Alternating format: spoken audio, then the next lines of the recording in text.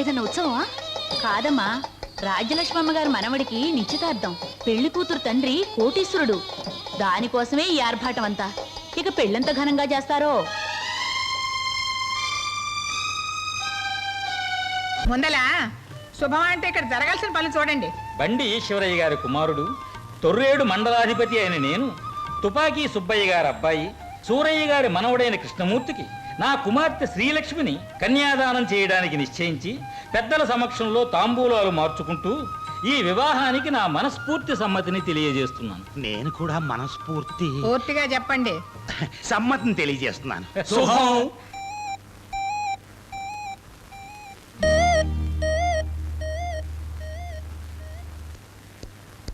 బామ్మా, బామ్మా, బామ్మా, ఏంది నాన్న?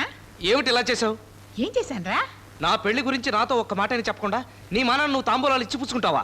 ఓ అదే. ఒరే, నీకు ఎప్పుడు ఏదే చేయాలో నాకు బాగా తెలుసురా. నీకు పెళ్లి యోగం వచ్చిందని మన జోస్యుడు చెప్పాడో. పెళ్లి కూతురు నేను చూడక్కర్లేదా? అబ్బో ఎట్టా నీ ముఖం పెళ్లి కూతురు నువ్వు చూసేదేందిరా? నా మనవడికి ఎట్టాంటి పెళ్ళం కావాలో నాకు తెలీదో. అయితే ఆ పిల్లని నువ్వే చేసుకో. నోరు మూసుకొని రప్పించి నాకన్నా ఎవరన్నా వింటే నవ్విపోతారు. నన్ను వెర్రి నాగన్నాను, పిచ్చివాజమ్మాను, ఎన్నైనాను. నేనంటే ప్రాణం కాబట్టి అట్టా తిట్టామని సరిపెట్టుకుంటాను. కానీ ఇప్పుడు నువ్వు చేసిన పని మాత్రం సరిపెట్టుకోలేదు బామ్మ. ఇది నా విషయం, నా పెళ్లి విషయం. ఏమిటా నీ గీరుడు? ఇప్పుడు ఏమైందని ఎందుకంటే గింజుకుంటున్నావు? ఏమైందా? నా పెళ్లి గురించి నన్ను ఒక్క మాట అడిగావు నువ్వు? అవునరా, అన్నీ నిన్ను అడిగే చేస్తున్నాను కదూ. నువ్వు 2 నెలల పసికూనుగా ఉన్నప్పుడు మీ నాన్న లారీ మోది కారు ప్రమాదంలో పోతే నిన్ను నా గుండెల మీద వేసుకుని భుజాల మీద వేసుకుని పెంచాను. అది నిన్ను అడిగే చేశాను కదూ. ఎవరి పాపిష్టి కళ్ళు నీ మీద పడకుండా నేను నా కళ్ళలో పెట్టుకుని పెంచి ఇంతవాణ్ణి చేశాను. అది నీ మాట ప్రకారమే చేశాను కదూ. ఇప్పుడు నీ పెళ్లి మాట మాత్రం నీకు చెప్పలేదు. తప్పే. అందుకేగా నా మీద ఒంటికాల మీద లేస్తున్నావు. పొర పడుతాయి. నీతో నేను ఎందుకు చెప్పలేదు నీకు తెలీదు. నా మనవడు బామ్మ మాట ఎప్పుడు కాదంటే నమ్మకండ్రా, అందుకే చెప్పలేదు. సరే, ఇప్పుడు చెప్పావుగా, నీ మంచి చెప్పలు నువ్వే చూసుకుంటానని చూసుకో. నాకే ముందలా పట్నం పోయి దర్జీవాడికి నీ గుడ్డల కొలతలు ఇచ్చిరా. నాకు ఇక్కడ పూరా పనులు ఉన్నాయి. బామ్మ, ఈవిడికి ఎలా చెప్పి చావాలో నాకు అర్థమై చావట్లేదు.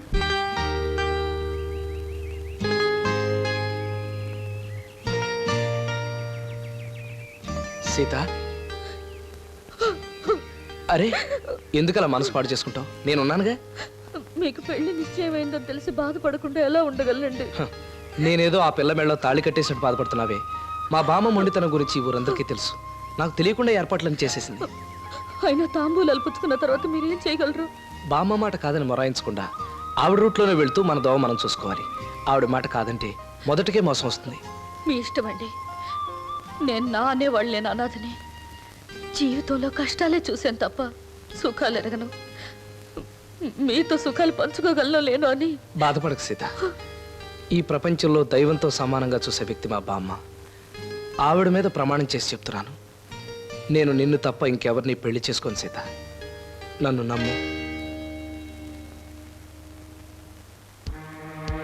ఎవత్తిరాది? నా కూతురు పెళ్లికి అడ్డుపడి నా అల్లుడినే వల్ల వేసుకోవాలని చూస్తోందా? రేయ్ అయ్యా, మన వాళ్ళని తీసుకెళ్ళి దాన్ని ఈడ్చుకు తీసుకొచ్చి ఇక్కడ పడేయండి. అలాగేనయ్యా. ఇదిగో, ఈ ఉత్తరం రాసిన నువ్వేనా? అవును, నేనే. తమరు జనాల నుంచి వచ్చారా? అవును. భేష్ భేష్, నేను రాసిన వెంటనే వచ్చేసారే. ఇదిగో, నువ్వు అడిగిన 1000 రూపాయలు తీసుకొని ఆ సీతను మాకు అప్పగించు. తొందరపడగలడు తమ్ముళ్ళు. నేను సీత గురించి మీకు చెప్పానని మా చిన్నబాబు తెలిస్తే నన్ను కాల్చి బూడిద చేసి టీ పొడిలో కలిపి తాగుతారు. నేను దూరం నుంచి చూపిస్తాను, మీరు హాయిగా రావణాసులా ఎత్తుకుపోండి.